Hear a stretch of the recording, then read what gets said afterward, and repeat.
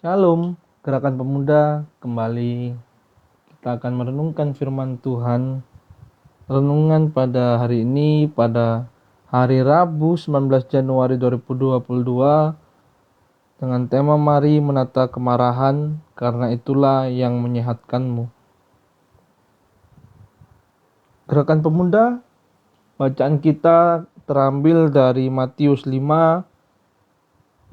pasal 5 ayat 21 hingga ayat 22. Bila kita sudah menemukannya, mari biarkan Alkitab kita tetap terbuka dan marilah kita berdoa terlebih dahulu. Selamat pagi ya Yesus, terima kasih karena masih izinkan kami untuk mempelajari firman-Mu pada hari ini. Yesus, kami sangat membutuhkan tuntunan-Mu, kami sangat membutuhkan hikmat-Mu. Berikanlah kami kemampuan untuk belajar, memahami, hingga mau dan mampu melakukan firman-Mu dalam kehidupan kami. Jadikanlah kami gerakan pemuda yang melayani-Mu dari hati kami, dan dengan itu kami meminta tuntunan-Mu. Haleluya, amin. Bacaan dari Matius pasal 5 ayat 21 hingga ayat yang ke-22.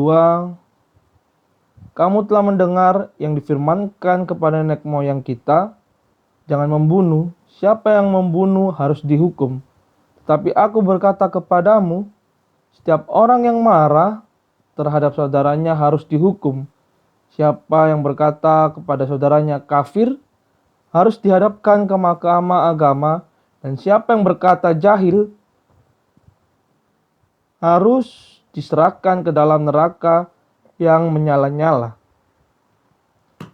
Kemarahan merupakan salah satu sifat dalam diri manusia, yang apabila tidak ditata dengan benar akan menimbulkan persoalan besar dalam relasi dengan orang lain.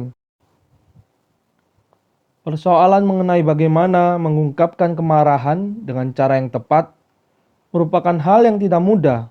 Hal inilah yang menyebabkan seringkali banyak orang dalam mengungkapkan kemarahannya justru dapat melukai perasaan orang lain. Akibatnya relasi yang dibangun antar manusia lambat laun menjadi rusak. Membaca ayat 22a muncul pertanyaan, apakah kemarahan yang dilakukan oleh seseorang dapat dikategorikan sebagai dosa besar? Sehingga apabila seseorang marah kepada sesamanya, maka orang tersebut harus dihukum. Untuk menjawab pertanyaan ini, maka kita wajib membaca keseluruhan ayat 22 dalam Matius pasal 5 ini, agar dapat memahami maksud Tuhan Yesus dalam pernyataannya. Tuhan Yesus tidak sedang berbicara mengenai kemarahan yang selayaknya dilakukan terhadap orang yang fasik dan mereka yang tidak adil. Tetapi yang dipersoalkan Tuhan Yesus adalah kemarahan yang mendendam, yang secara tidak adil menghendaki kematian orang lain.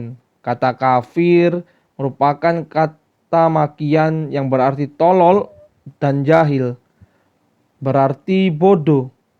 Dengan menyebut seseorang atau sekelompok orang sebagai kafir dan jahil, maka akan berpotensi memicu rasa dengki yang besar dan juga konflik terbuka antar manusia, karena kemarahannya lahir dari penilaian buruk terhadap orang lain. Tentu saja sikap ini tidak dapat dibenarkan dan dikategorikan sebagai dosa, yang konsekuensinya adalah penghukuman. Hari ini kita diingatkan untuk selalu berpikir positif dan menghindari pikiran-pikiran negatif terhadap sesama dalam keperbedaan. Kemarahan yang dilahirkan dari asumsi tidak akan menyehatkan iman kita. Gerakan Pemuda, kita telah melakukan saat teduh, merenungkan firman Tuhan. Oleh karena itu, mari kita tutup saat teduh hari ini dengan berdoa.